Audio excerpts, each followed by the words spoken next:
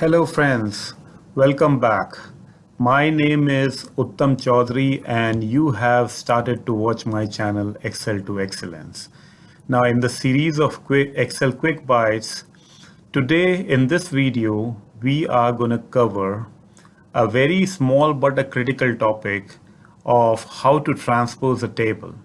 There are three different innovative ways of doing so.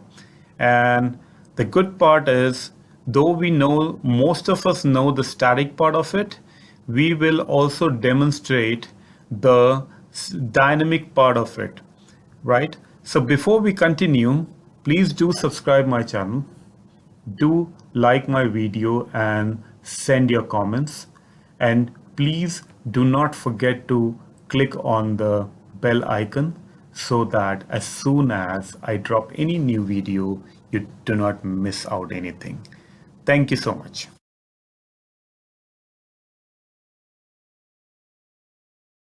Now, if you take a look on this sheet, I have actually taken a table which contains the name of the months and some sales data. Now, first way of doing a transpose is pretty simple. We kind of copy the table and we go right click and go to page special and we click on transpose and you kind of have that table just there.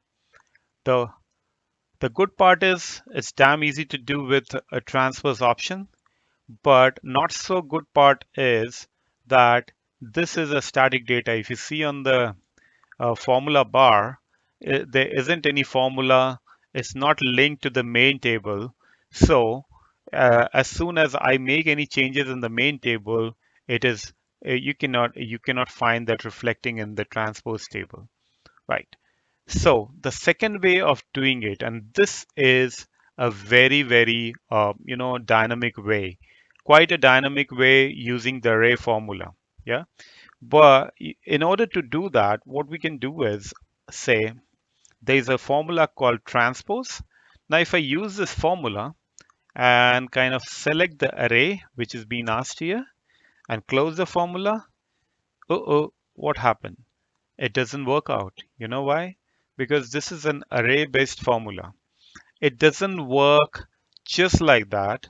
You have to probably select, say, some of the fields and then type the formula here as transpose because it has to fall on, you know, across the cells. So now I go ahead and select this, close the arrow, close the bracket, sorry, and then you don't have to hit enter yet. You have to press Control, Shift, and enter. Once you do that, you see that the transpose has just worked like champion. But there's a flip side. I have, because I do not know how big is this, I have manually kind of selected this and it has gone only till October. If I have to kind of, you know, go up till December, if I pull it like this, it's just not working. You know why? Because what we have to do is we have to select this and we have to again press Control Shift and enter. You see, it works like a champ. So that's the second way of working. Now this is pretty dynamic, and if you see the structure in which it is being laid out, it's pretty much with the curly braces brackets, which says that this is the array-based formula. The good part is, say I make changes in December to say 450, you see that the change reflects just like that, right? Okay, so this is the second way. The third way could be little, cheeky one, which is like a little workaround, but this works very good, just like a champ. So what I'm gonna do here is, say I use my initials, say, and then I say, okay, A2, and then we have A3. So I say, okay, A2, right? And I say UCA3.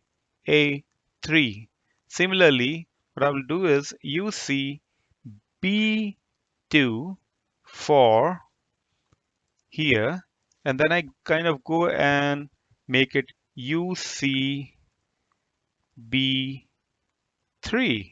Yeah.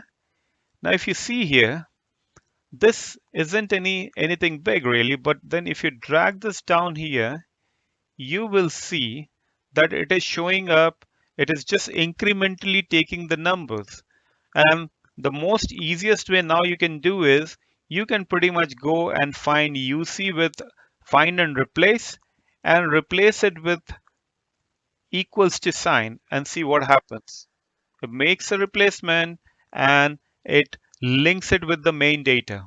So I hope this video was helpful. Please let me know by your comments. Please do like the video and subscribe the channel, and do not miss to press the bell icon so that as soon as I drop any new video, you do not miss out anything. Thank you so much.